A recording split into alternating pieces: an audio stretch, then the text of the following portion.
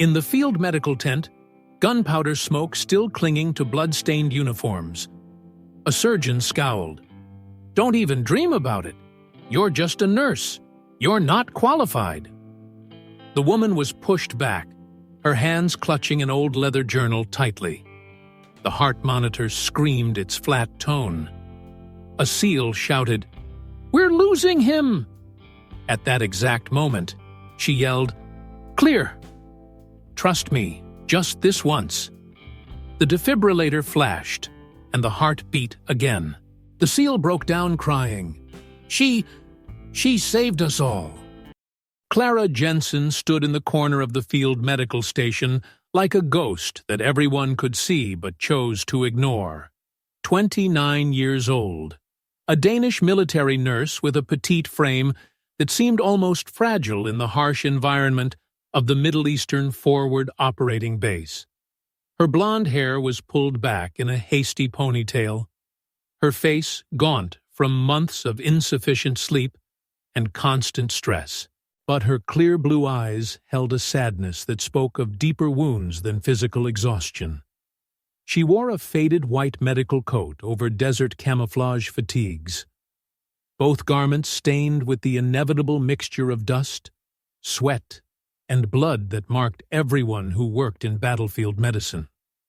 On her left wrist was a simple silver bracelet, engraved with a single word: hope. Clara had originally worked as a nurse at Copenhagen General Hospital, but something had driven her to volunteer for deployment to one of NATO's most dangerous forward positions. Her colleagues back home had called it a death wish, but Clara knew it was something else entirely. From the moment she arrived at the combat medical facility, she had been treated as expendable support personnel by the senior medical staff. Dr. Marcus Weber, the head trauma surgeon, had made his opinion clear during her first week. "You're just a nurse. What could you possibly know about battlefield medicine that we don't already know?" Captain Rodriguez, the surgical team leader, was equally dismissive. "Someone that small shouldn't even be in a combat zone. What happens when you need to move a wounded soldier twice your size?" Clara never argued with their assessments. She simply continued working, performing the unglamorous tasks that kept the medical facility functioning while the real doctors handled the dramatic life-saving procedures. She cleaned blood from operating tables after surgeries ended. She changed bandages for soldiers with minor shrapnel wounds. She held 4 bags when automated systems failed. She pulled blankets over fevered soldiers who called out for their mothers in delirium. Every evening, when the medical tent fell quiet and the senior staff retreated to their quarters, Clara would sit beside her narrow cot and open a worn leather journal. The pages were filled with dense medical notes, sketches of surgical procedures, and detailed case studies written in her precise handwriting. "She thinks she's studying to be a doctor," laughed Lieutenant Sarah Chen, one of the surgical technicians. "Reading books won't teach you how to save lives under fire." But Private Danny Morrison, a young Marine recovering from a leg wound, had noticed something different about Clara's approach to patient care. "When the other medics check on me, they're looking at my chart, checking boxes on their paperwork," he told his squad leader. "But when she comes around, she's actually looking at me, like she's seeing something the others are missing." The truth was that Clara carried knowledge and training that her military records didn't reflect. Her father, Dr. Clara Jensen, had been a legendary battlefield surgeon during the Balkan conflicts of the 1990s. He had died saving wounded soldiers during the siege of Sarajevo, but not before spending Clara's childhood teaching her advanced trauma medicine. "Someday, you might be the only person standing between a soldier and death," he had told her when she was barely 12 years old. "When that moment comes, you need to be ready." Clara had initially pursued medical school, following her father's path toward becoming a surgeon. But financial hardships had forced her to abandon her studies after 2 years, settling for a nursing degree that at least allowed her to work in healthcare. The leather journal had been her father's, filled with his notes about battlefield trauma surgery, techniques for treating massive hemorrhaging, procedures for emergency surgery under impossible conditions. Clara had memorized every page, but had never imagined she would need that knowledge. Her quiet competence had begun to attract attention from some of the wounded soldiers, even if the senior medical staff continued to overlook her contributions. "There's something different about that Danish nurse," observed Sergeant First Class Mike Johnson, a SEAL team medic recovering from burns. "She moves around this place like she knows exactly what she's doing, even when nobody's giving her orders." Private Morrison later testified, "I watched her read that leather book every night, and I could see in her eyes that she wasn't just studying. She was preparing for something, like she knew that someday everyone was going to need her to be ready." The attack came at 03:47 hours on a moonless night when the desert temperature had dropped to near freezing. A Navy SEAL reconnaissance team had been ambushed during what should have been a routine intelligence-gathering mission, and the casualties were devastating. "Mass casualty inbound," screamed the radio operator as armored ambulances raced toward the medical facility. "Multiple GSWs, critical trauma, ETA 3 minutes." The field hospital erupted into organized chaos as medical personnel prepared for the worst-case scenario they all dreaded but had trained extensively to handle. Dr. Weber barked orders while pulling on surgical gloves. "Prep Operating Theater Alpha. Get me 4 units of O-negative and clear all non-essential personnel from the trauma bay." The first SEAL through the door was Staff Sergeant David Kim, conscious but bleeding heavily from shrapnel wounds across his chest and arms. Behind him came the case that would test everyone's limits. Petty Officer First Class Jake Sullivan, 24 years old. Massive internal bleeding. Vital signs failing rapidly. "He's crashing!" shouted Captain Rodriguez as Sullivan was transferred to the operating table. "Blood pressure dropping. Pulse weak and irregular. We need to move fast." Clara positioned herself along the wall of the operating theater, ready to assist with whatever tasks the senior medical staff might need, but expecting to be relegated to her usual support role. Dr. Weber worked frantically, his hands moving through emergency procedures with the practiced efficiency of someone who had performed similar operations dozens of times. But something was going wrong. "I can't locate the source of the bleeding," Weber muttered, sweat beading on his forehead despite the cool desert air. "It should be here, but the blood is coming from somewhere else." The heart monitor's steady beeping began to slow, then became irregular, then started the ominous pattern that every medical professional feared. "We're losing him!" Rodriguez yelled, beginning chest compressions while Weber continued searching for the elusive bleeding source. Clara watched from her corner, her trained eyes following every movement, every procedure, every decision. Something was wrong with their approach, but she was just a nurse. Nobody would listen to her observations. The monitor's beeping became more erratic, then slower. Then began the long, flat tone that announced cardiac arrest. "Flatline!" Weber shouted, stepping back from the table in frustration. "Get me the defibrillator, now!" But Clara was already moving. She had seen something the surgeons had missed, a detail that her father's training had taught her to recognize. A bleeding pattern that indicated internal damage in a location they weren't checking. "Dr. Weber," she said, stepping forward. "I think the bleeding is coming from—" "Get back!" Weber snapped, his stress and fear manifesting as anger directed at the easiest target. "You're just a nurse. This is way beyond your qualifications." Staff Sergeant Kim, despite his own injuries, was watching the scene with growing desperation. "Do something!" he pleaded. "Don't let Jake die. He's got a baby daughter at home." The defibrillator charged with its distinctive whining sound. Weber positioned the paddles over Sullivan's chest, but Clara could see that shocking the heart wasn't going to solve the underlying problem. "Clear!" Weber shouted. The electrical discharge made Sullivan's body convulse, but the monitor remained flat. "Again!" Rodriguez ordered. "Clear!" Another shock. Another convulsion. But still no heartbeat.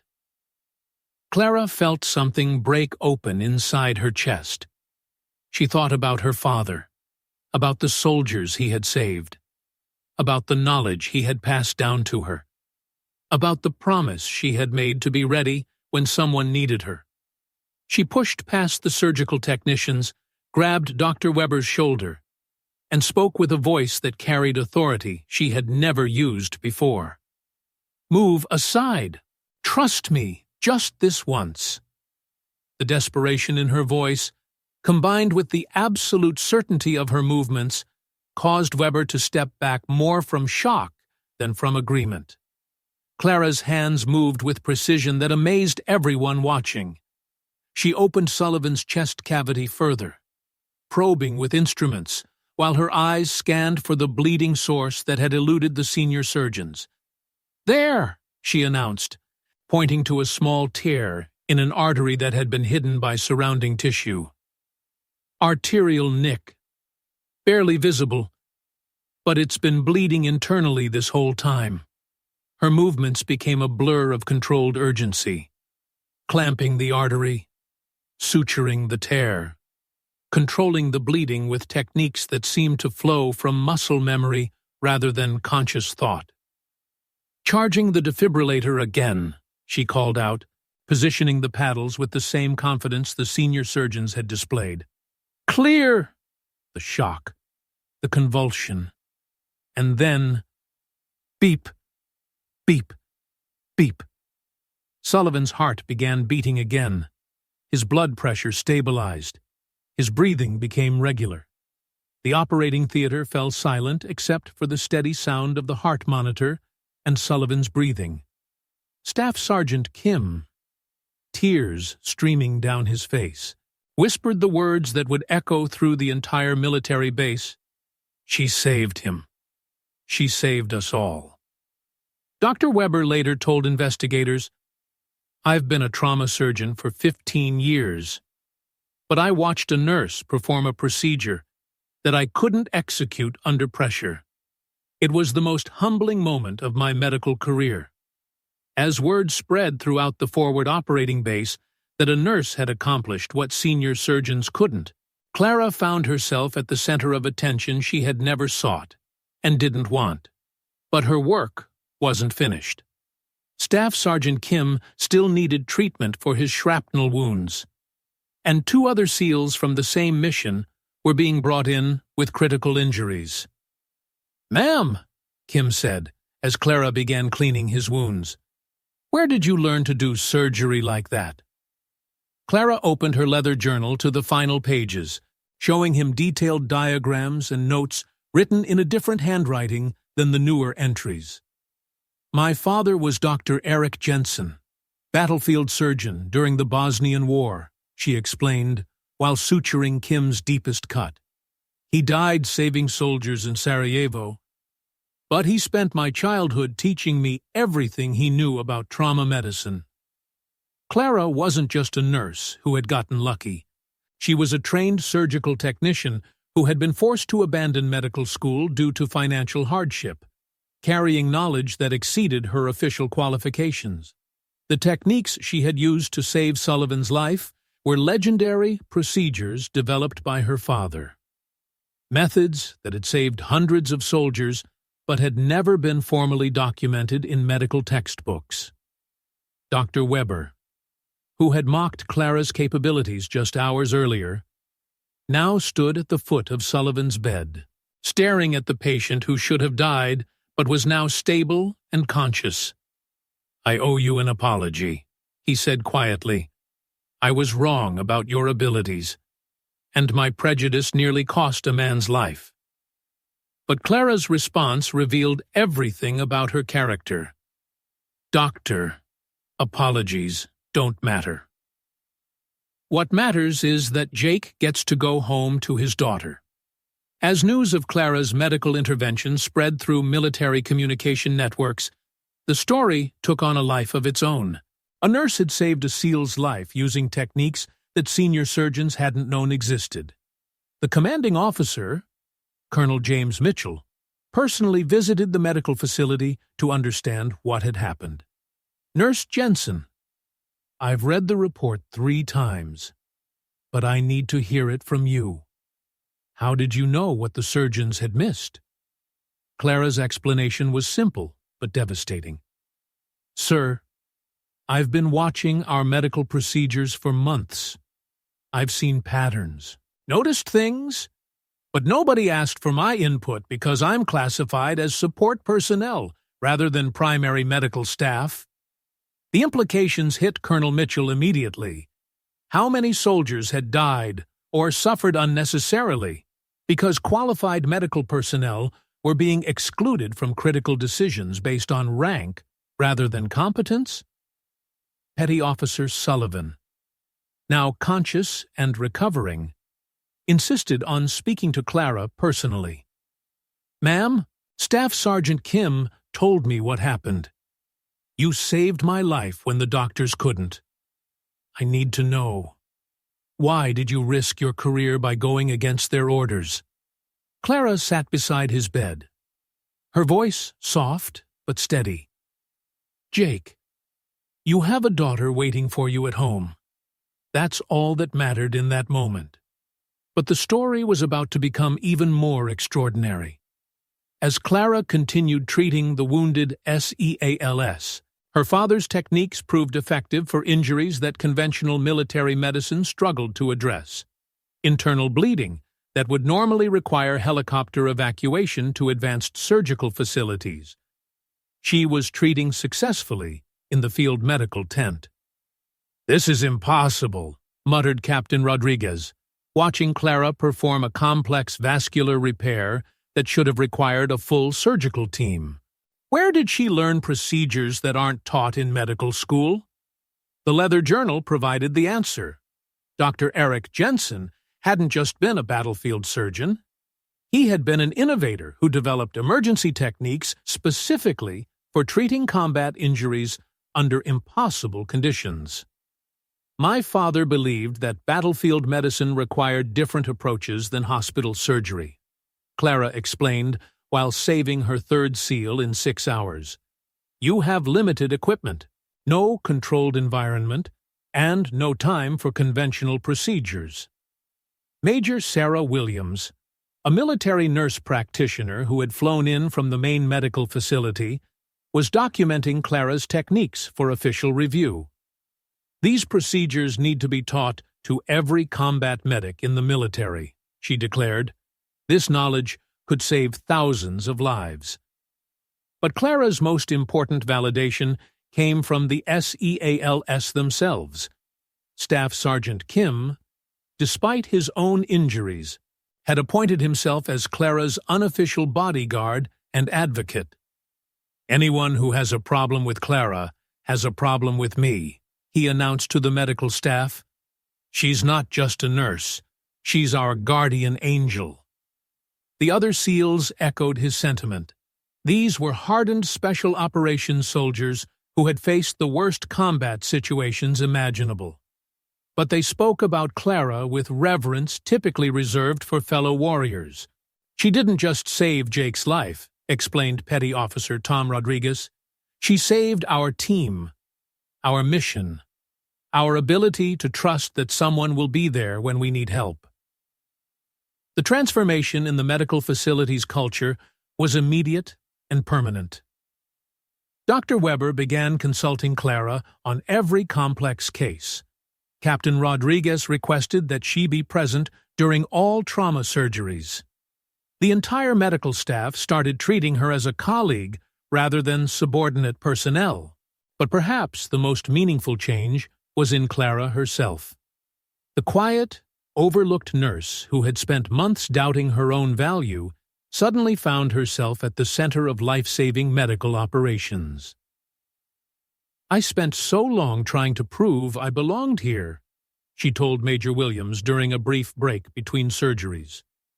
"But I realize now that I was already exactly where I was supposed to be." As the night wore on and all the wounded SEALs stabilized, word of Clara's extraordinary performance reached military medical facilities throughout the region.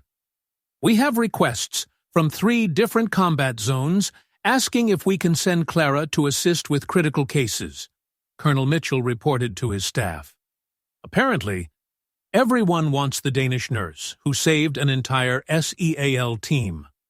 A military correspondent embedded with the unit later wrote, "I watched a nurse transform into a surgeon, a support worker become a leader, and a quiet woman find her voice when lives depended on it. It was the most profound example of human potential I've ever witnessed." Dawn was breaking over the desert when the last of the wounded SEALs was declared stable and ready for medical evacuation to advanced surgical facilities. Clara had worked for 11 straight hours, performing procedures that officially exceeded her qualifications, and saving lives that conventional medicine had written off as lost causes. The SEAL team members, despite their injuries, insisted on a formal farewell ceremony before their evacuation. They stood at attention, as much as their wounds allowed, and rendered military honors to the Danish nurse who had become their savior. "Ma'am, we want you to know that you'll always be part of our brotherhood," Staff Sergeant Kim announced, speaking for the entire team. "What you did last night, that wasn't just medical care, that was courage under fire." But Clara's response remained characteristically humble. "I was just doing my job. You men are the heroes, volunteering to serve in dangerous places to protect people you've never met." Word of Clara's overnight transformation from overlooked support staff to life-saving surgeon had spread beyond the immediate military base through social media posts, official military communications, and news reports filed by embedded journalists. "Danish nurse saves SEAL team when surgeons fail" became a viral headline across international news platforms. Military medical schools began requesting copies of Dr. Clara Jensen's journal, wanting to incorporate his techniques into standard combat medicine curricula. But the most immediate change was in how Clara was perceived by her colleagues and patients throughout the forward operating base. Dr. Weber, who had spent months dismissing her capabilities, publicly acknowledged his error during the morning medical staff briefing. "I allowed prejudice about rank and credentials to blind me to exceptional competence." Clara Jensen is one of the finest medical professionals I've ever worked with. The wounded soldiers throughout the medical facility, many of whom had barely noticed Clara before, now sought her out specifically for their care. "I want the nurse who saved the SEALs to check my wounds," became a common request among patients who understood that Clara's attention might mean the difference between proper healing and dangerous complications. Young medics and nursing staff, previously intimidated by the senior surgeons, found their voices after witnessing Clara's transformation from background support to medical leadership. "If she can stand up to Dr. Weber and save lives, then maybe I can speak up when I notice something important too," observed Corporal Maria Santos, a medic who had been too nervous to offer suggestions during previous medical emergencies. The symbolic power of Clara's leather journal. Her father's legacy of battlefield medicine became a rallying point for military medical personnel who felt overlooked or undervalued. That journal represents something important, Major Williams explained to a group of visiting military medical officers. It shows that knowledge and competence can come from unexpected sources, and that we ignore quiet expertise at our own peril. International military medical communities began reaching out to Clara, requesting her assistance with developing new battlefield trauma protocols. But she declined most offers, preferring to remain focused on direct patient care. "I'm not interested in becoming famous," she told a reporter who had traveled to the base specifically to interview her. "I'm interested in making sure wounded soldiers get the best possible care." The SEALs she had saved maintained contact with Clara even after their evacuation, sending regular updates about their recovery and expressing ongoing gratitude for her intervention. Petty Officer Sullivan, recovering at a military hospital in Germany, sent a video message that went viral throughout military social networks. "Clara Jensen didn't just save my life. She proved that heroes come in all forms, and sometimes the person who saves you is the one everyone underestimated. If you believe that real strength isn't about having the most impressive title, but about being ready to use your skills when lives depend on it, type NURSEHERO in the comments." 3 weeks after the night that changed everything, Clara quietly declined interviews from major news networks, book deals from publishers, and speaking engagements at medical conferences around the world.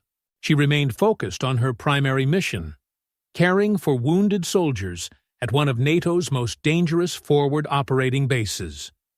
The leather journal that had guided her life-saving interventions was photographed and digitized, with copies distributed to military medical facilities throughout NATO countries.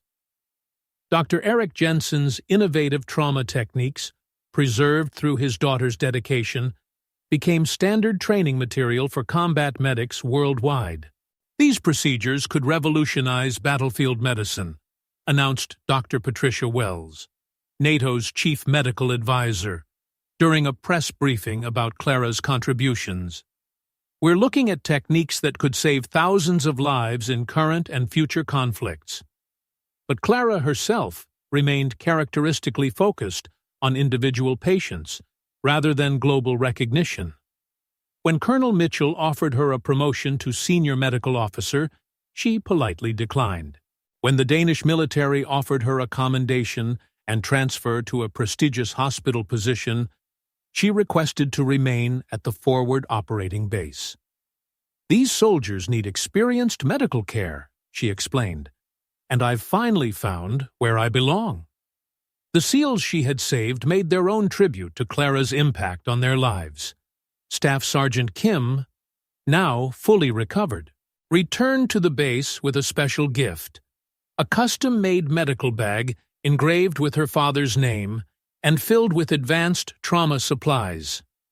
"Ma'am, this is from all of us," he said during the presentation ceremony. "We want you to have the best possible equipment, because we know you'll use it to save more lives." Petty Officer Sullivan, back to active duty, brought his infant daughter to meet the woman who had ensured he would be able to watch her grow up. "This is Clara," he told the baby, who reached out tiny fingers to grasp Clara's hand. "She's the reason Daddy came home." The broader military medical community had embraced Clara's story as an example of how competence could emerge from unexpected sources. But Clara remained more interested in practical outcomes than symbolic recognition. Young nurses and medics throughout NATO forces began requesting assignment to Clara's base, wanting to learn from someone who had proven that dedication and preparation could overcome institutional barriers. "She teaches by example rather than lecture," observed Lieutenant Jennifer Hayes, a nurse practitioner who had requested transfer to work with Clara. "Watching her work is like getting a master class in both medical technique and professional courage." Clara's evening routine remained unchanged.